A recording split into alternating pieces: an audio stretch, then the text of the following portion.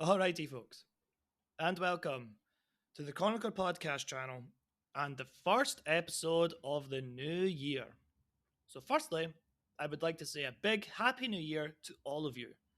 I hope 2022 is a fantastic year for you all, wherever you may be. Now, I do remember saying something along the lines of, surely 2021 can't be worse, right?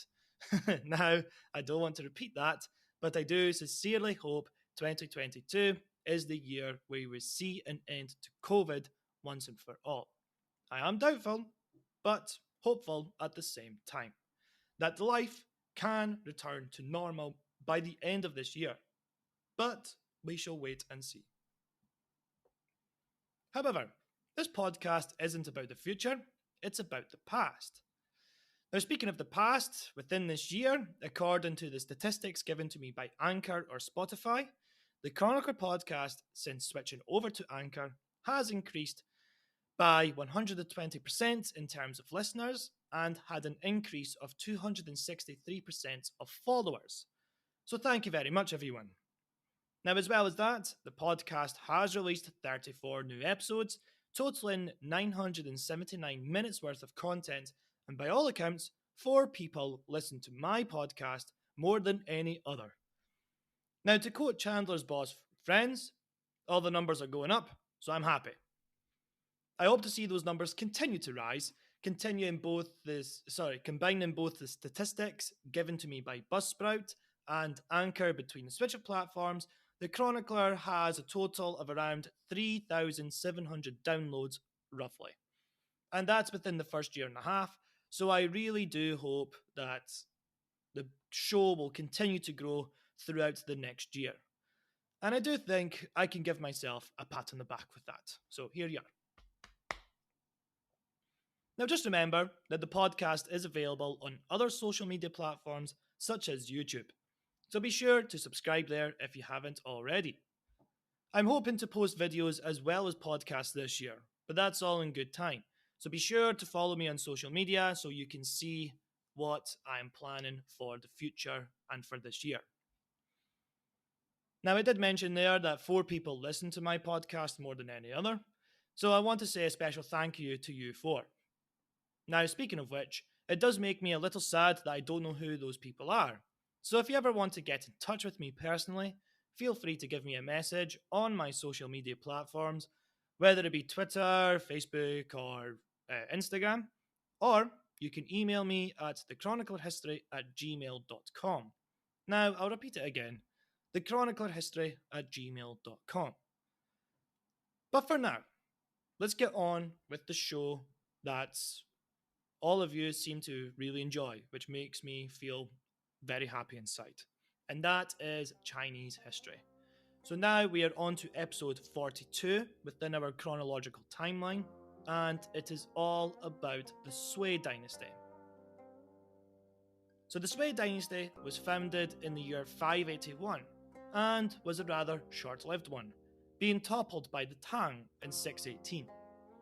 Now one may be thinking that because the Sui Dynasty was so short, it must be insignificant. But that person would be wrong. The Sui Dynasty was significant in many respects, and it does mirror the Qin Dynasty, which I'll get to later on. The first of these significant respects is that it was the first time China was reunified since the short-lived Western Jin Dynasty back in the year 265. That means that China had been divided for over 300 years, resulting in war and chaos, as well as invasions from the northern nomadic groups, which erupted onto the scene from Central Asia. Now, according to a source I read, the Sui founder, Yan Jian, was a product of the mixing between the nomadic invaders and the Han Chinese in northwestern China. A high-ranking Han family intermarried with the Xianbei tribes, and voila, you have Yan Jian a few generations later.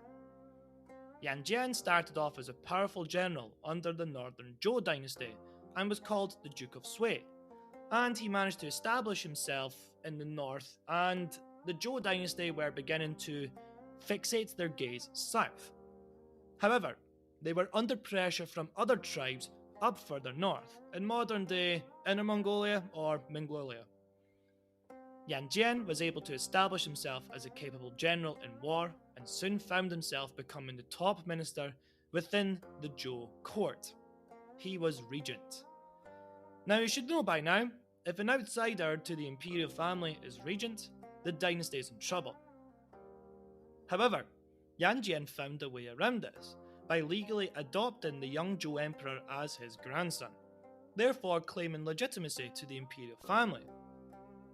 Everybody thought they could breathe easier now that this powerful general was now a part of the imperial family. Surely there wouldn't be a usurpation. Well, sorry to burst your bubble there, Sonny. Yan Jian only did that to get himself closer to that lovely, juicy imperial throne. And soon after adopting his new grandson, he kicked him off the throne, claimed a mandate of heaven, and with that, a new dynasty was born called the Sui Dynasty, or Sui Chao. Now, you may have sensed my sarcastic tone about the usurpation part there, but honestly, the usurpation was actually welcomed by the majority of the Zhou court at the time, because there was a lot of scandals around the imperial family, a lot of ministers were unhappy with the way the court was being conducted, and this new guy, Yan Jian, was able to sort things out, which he did. The only people who were unhappy with the overthrow were the imperial family, for obvious reasons. Anyhow, there was a new emperor on the block, and he named himself Sui Wendi, and he was adamant that he would be the one to reunify China. He had taken the northern portion, so like the Zhou before him, he was fixating his gaze south. However, just like the Zhou, before he could do that, the Gokturk Khaganate, I think, please tell me if I'm pronouncing that wrong, or let's just say the northerners of Turkic descent were the ones who caused the new emperor a headache first. They launched an invasion into the northern Sui in the hope that the new state was weak after a usurpation of power. They were, unfortunately for them, dead wrong. Believing the Sui would fight a defensive war, the Turks advanced stupidly forward without any caution, and what happened was that they were battered by a bloody counter-offensive led by the emperor himself, and by the end of the year of the Turkic invasion in 582, they were defeated in battle. To make things worse for the invaders, a pandemic seemed to have spread through their ranks, and to make things even worse for them, there was a split amongst their ranks, resulting in a civil war amongst them. Now it's important to note the Gokturk, God, please tell me if I'm pronouncing that correctly, the Gokturk Khaganate were not just in modern-day Mongolia, they were spread across modern-day Manchuria as well, and they spread all the way across to Central Asia, bordering the Sassanid Empire. So it was a massive empire, but I mean, it was more like a confederation, so to speak. But anyway, the confederation was split, and they were fighting amongst themselves. So of course, the Sui court now found a very good opportunity to launch a counter-offensive, like I said, and a peace deal was signed. And now, the gaze of the emperor was, of course, the south of China. Now, surprisingly, it seems like taking the south of China was a piece of cake for the new emperor as well. He stormed in from the north across the Yangtze River with an army of around 500,000, taking the provinces piece by piece and knocking on the door of the last imperial capital contending with the Sui, which was Jiankang, or modern-day Nanjing, and it was held by the Chen Dynasty. But by the year 589, Jiankang fell and China was reunified for the first time in 369 years. After reunification, the emperor wanted to make sure he could restore the good old days of the Han Dynasty. But in order to do that, he needed to rebuild the country, which resulted in massive labour projects and a lot of suffering for the people. As much as the emperor wanted to emulate the Han, he was actually mirroring the Qin Dynasty a lot more. However, for great things to come, there must be great sacrifice, I guess. So what great engineering products was he so intense in building? Well, the first and foremost was the Grand Canal, or in Chinese, Jinhang Dayun. The Grand Canal was a huge engineering project which connects modern-day Hangzhou to Beijing today. The first emperor of the Sui initiated the project, and it is said that well over 1 million people were sent to work on the project, most of whom died as a result of the terrible working conditions. If you were to compare that to the Qin Dynasty, you would find some similarities. The Qin had their own massive engineering project called the Great Wall, or Changcheng. And just like the Qin, the Sui also created something which would last forever and be called the greatest engineering project of the age, despite the huge loss of life building it. The canal itself remains to this day the largest artificial river in the world at a length of 1,764 kilometers, or 1,200 miles, with over 50 historical sites located on it. Now, unfortunately for the first Sui emperor, however, he died before the project could be completed, and it was his son, Yangyo, or Sui Gongdi, who's seen its completion in the year 605. Now, the Grand Canal might have been the largest engineering project pulled off by the Sui, but it wasn't the only one. Indeed, they also built up sections of the Great Wall because it needed repaired to fend off any further invasions from the north. And as well as that, the new imperial capital was built at Chang'an once again, and that meant lots of palaces being built and things, which of course means there's going to be trouble later on because obviously you're building too much too fast there, and we'll get to the problems that this creates later on. However, very much like the Han and Qin dynasty, if you will, the later Tang dynasty would simply build up from what the Sui dynasty did. But again, we'll get more to that later on. Another great change that the Sui emperor did make was one about religion, and the emperor was Buddhist by nature and wanted to spread the faith even further into China. And as a result, Buddhism spread even further, and because of his willingness to sponsor the religion, the emperor managed to convert more people to this faith, it was born outside China, it was born in India. And to prove this, the emperor wrote an edict which stated, "All the people within the 4 seas may, without exception, develop enlightenment and together cultivate fortunate karma, bringing it to pass that present existences will lead to happy future lives, that the sustained creation of good causation will carry us one and all up to wondrous enlightenment." Now, the mention of karma there is a direct link to Buddhism, for all of you who know that, and it does simply highlight that Buddhism was to play a huge role on the new state that the Sui emperor was trying to build. At the same time, however, he didn't exactly brush aside Chinese schools of thought such as Confucianism or Taoism, and he let Confucian bureaucrats run the administration of his empire, very much like the Han Dynasty, for example. He reinstituted the imperial examination system, which was critical for seeking the best members of society for top government positions, rather than just through bribery or connections, and it was almost like he was pleasing both Buddhists as well as traditional Chinese scholars at the same time by releasing edicts, especially for the populace in terms of Buddhist beliefs, but at the same time reinstating the traditional Chinese mechanisms of government. So now you might be thinking that Sui Wendi was, a builder, and he certainly was. He was trying to build up a new nation, a new order, and try to emulate the glory days of the Han. But he was brutal in doing so in terms of the amount of people dying on these labour projects, which made him seem more tyrannical, and people were comparing him more to the likes of Qin Shi Huang. And like the Buddhism thing, a lot of people did accept that. So again, this helps the spread of Buddhism through into China. But, of course, what didn't help Sui Wendi more than anything was his military campaigns once he became emperor. So the first of his campaigns were launched towards Vietnam, and he did manage to capture Hanoi in 602. But the majority of his men died from tropical diseases on the campaign. The more disastrous campaigns, however, were those in the north. The Suede Dynasty attempted to invade, and please tell me if I'm butchering this wrong, the Goguryeo Kingdom in North Korea.